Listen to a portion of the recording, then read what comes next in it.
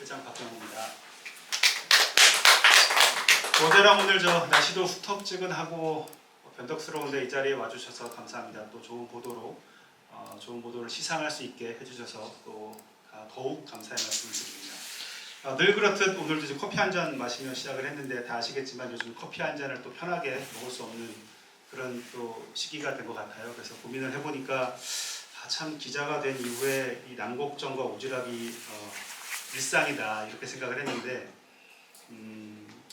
생각을 더 깊이 해보면 우리의 그 고민과 노력 덕에 시민들과 그 시청자, 독자들의 일상이 지켜지는 게 아닌가 싶습니다. 누군가는 우리의 보도를 보고 무너진 삶을 다시 세울 거고요. 우리 스스로도 그로 인해서 더욱 위로를 받을 거라고 생각을 합니다. 결국에는 고민과 노력은 우리의 천명이고요. 이제 곧 지방선거도 일주일밖에 안 남았는데 현장에서 노력하시는 회원분들께 진심 어린 존경의 말씀을 드립니다. 더위에 지치지 마시고 요즘 유행하는 말처럼 무가치와 싸워 나가시기 바랍니다. 고맙습니다.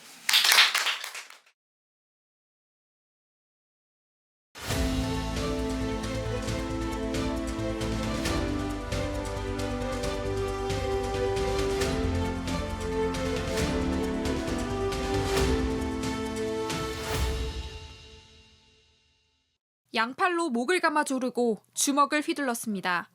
그대로 쓰러진 김창민 감독은 가게 앞 CCTV 사각지대로 질질 끌려가듯 사라집니다. 아버지가 폭행당하는 모습을 발달장애 아들이 지켜보고 있었습니다.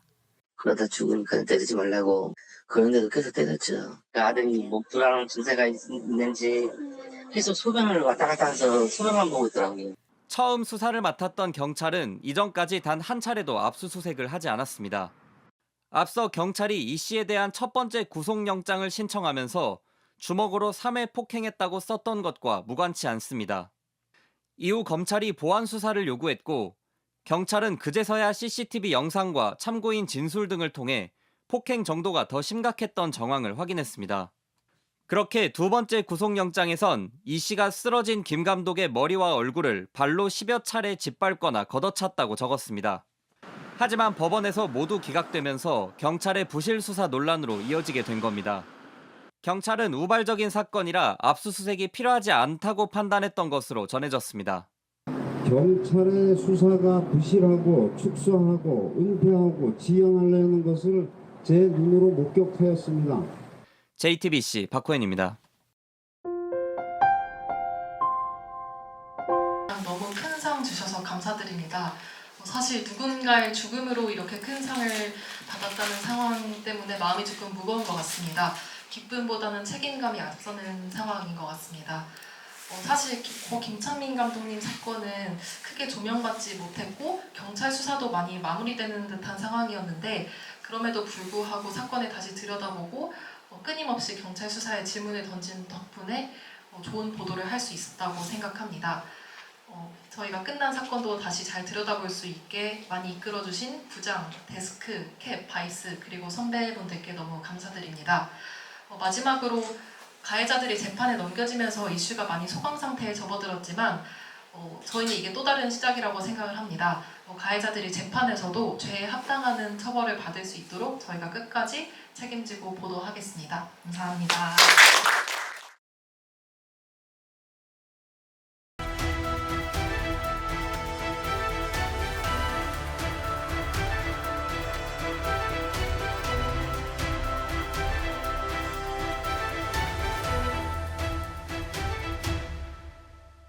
지난해 12월 종신보험에 가입한 요양시설입니다.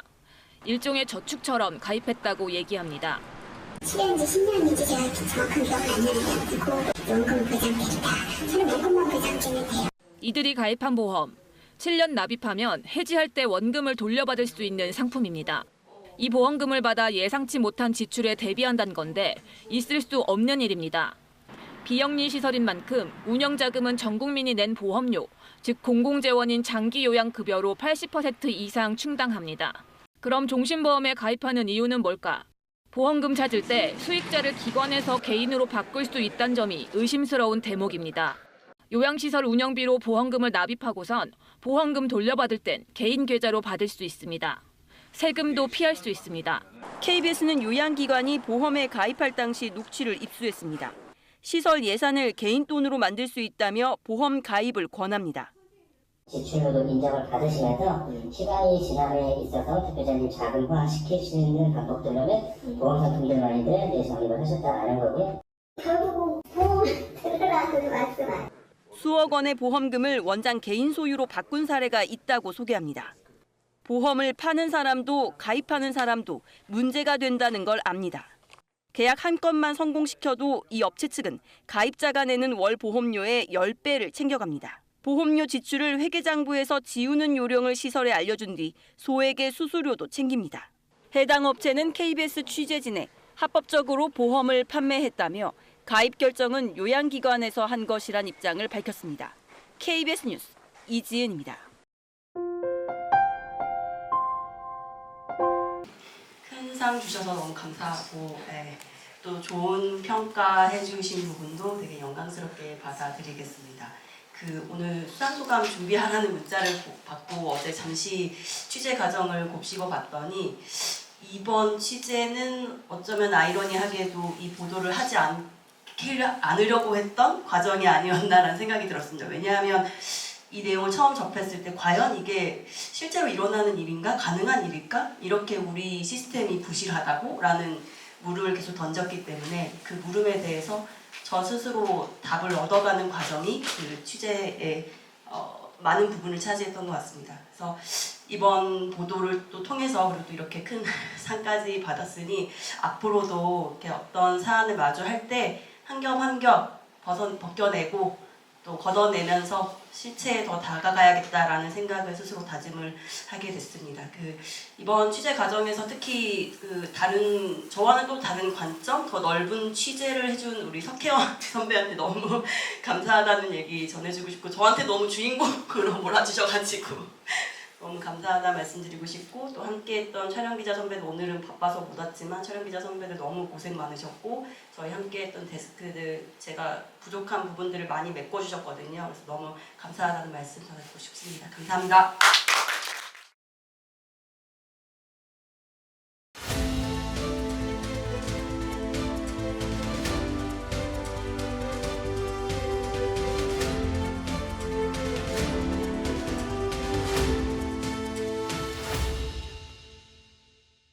지난해 11월 30일 전주의 한 식당, 김관영 전북자치도지사가 민주당 청년 당원들과 술을 곁들인 저녁 식사를 하고 있습니다. 그런데 김 지사가 한 남성이 건넨 배낭에서 흰 봉투를 꺼내더니 5만 원권과 만 원권을 참석자들에게 건네기 시작합니다.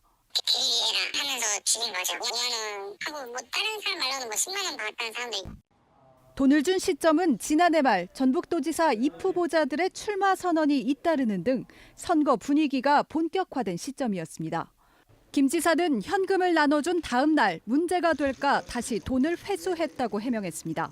그런데 취재진이 접촉한 식사 참석자는 반환 요구가 없어 돌려주지 않았다고 말했습니다. 돌려주셨어요? 어떠셨어요? 저는 아니에요. 다른 사람들은 안 돌려줬을 것 같긴 한데 솔직히. 문제는 이뿐만이 아닙니다. 식당 주인은 김 지사 측 관계자인 전 도청 정무수석이 찾아와 월 2천 매출을 올려주겠다며 CCTV 영상을 은폐하려 했다고 털어놨습니다. 밤사이 긴급 최고위원 회의를 소집한 더불어민주당은 김관영 전북지사를 전격 제명하기로 의결했습니다. 현금 제공 의혹과 관련해 윤리감찰에 착수한 지 채 하루도 안 돼 최고수위의 징계를 내린 겁니다. 김관영 지사는 청년들에게 대리비를 준 것이었고 문제의식을 느껴 다음 날 바로 이를 회수했다고 밝혔지만 제명과 함께 전북지사 경선 후보 자격도 박탈됐습니다. MBC 뉴스 김아연입니다. 안녕하세요. 전 전주 MBC 김아연 기자라고 합니다.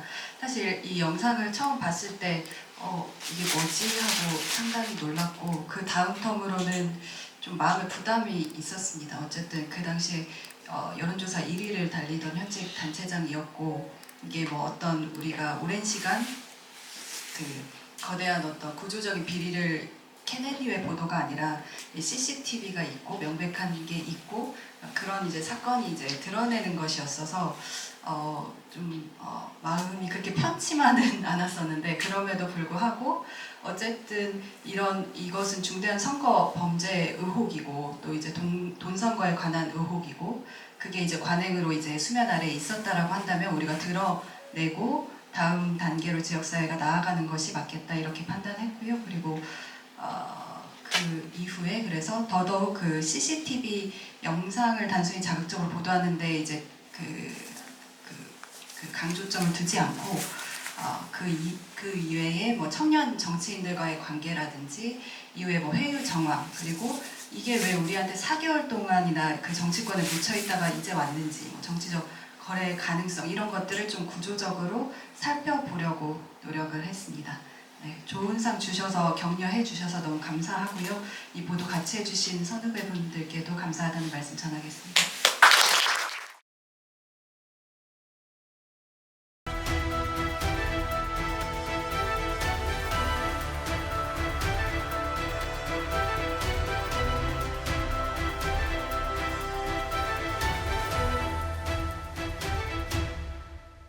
전주시는 오는 2028년까지 전시관과 호텔 등을 갖춘 마이스 복합단지를 조성할 계획입니다. 하지만 마이스 복합단지 조성 사업의 핵심 시설인 전시 컨벤션 센터를 짓기 위한 재원 확보에 어려움을 겪으면서 사업 추진에 균열이 생길 수 있다는 전망도 나오고 있습니다. 전주시가 전시 컨벤션 센터 건립을 위해 부담해야 할 사업비는 모두 1,000억 원.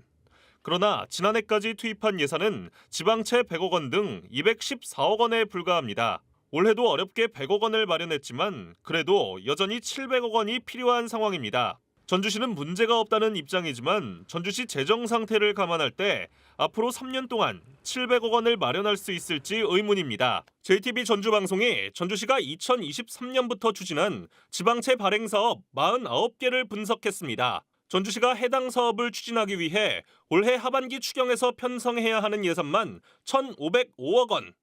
앞으로 3년간 3,550억 원이 필요한 것으로 나타났습니다. 여기에 더해 전주시는 2033년까지 채무 비율을 22%에서 12.7%로 낮추기 위해 연평균 637억 원의 원금과 이자를 갚겠다는 계획. 이처럼 재정 부담이 더욱 커질 것으로 예상되지만 전주시는 낙관적인 전망을 이어가고 있습니다. 그러나 바닥을 드러내고 있는 잉여금과 결손이 발생한 교부세 등을 고려했을 때 이 같은 전망은 현실과 괴리가 있다는 지적입니다. 쓸 곳은 많고 곳간은 비어가고 있는 전주시.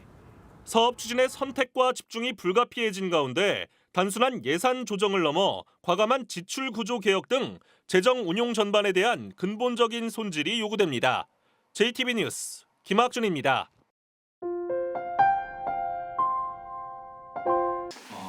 네, 고맙습니다. 그냥 할 일을 했을 뿐인데 이렇게 좋은 결과까지 이어져서 너무 기쁘다는 말씀 드리고 싶고요. 이번 취재는 7천억 원에 이르는 전주시의 빚이 과연 내 돈이었다면, 내 빚이었다면 이라는 부분에서 출발을 했습니다. 이렇게 막대한 빚을 지고 있다라면 이렇게 눈덩이처럼 불어나는 이자에 저는 하루하루 고통 속에서 부담을 느낀 채 살아갈 것만 같습니다. 그런데 전주시는 달랐습니다. 감당 가능한 수준이라고 밝혔고 그리고 빚이 곧 자산이기 때문에 우리는 부자 도시라는 해명까지 내놨습니다. 이런 전주시의 낙관적인 전망이 과연 전주 시민들과의 현실과 인식과 괴리는 없는 것인지 취재를 시작했고요. 아니나 다를까 한 6차례에 걸친 보도를 통해 부정적인 여론이 형성됐고 전문가들은 명백한 재정 붕괴 위기다라고 입을 모았습니다. 그리고 이런 빚 문제는 비단 빚 자체, 그 자체의 문제가 아니라 기초연금 그리고 노인 일자리 문제와 같은 필수 민생 사업에 대한 재원 공백으로까지 이어졌습니다. 일련의 보도를 통해서 작지만 많은 시민들이 어렵게만 느껴졌던 지방채 문제에 대해서 관심을 갖게 된 점, 그리고 민선9기 전주시장 입 후보자들의 최대 의제로 부상이 된 점에서 해당 보도가 어느 정도 좀 의의를 갖는다고 생각을 하고요. 이제 이 지방채 문제는 민선9기의 몫으로 넘어간 만큼 앞으로 계속해서 이 부분 추적해서 시민들께 잘 전달하고 해결책을 제시하도록 하겠습니다. 취재를 도와주신 국장님, 팀장님 그리고 선후배 동료분들께 감사하다는 말씀드리고요.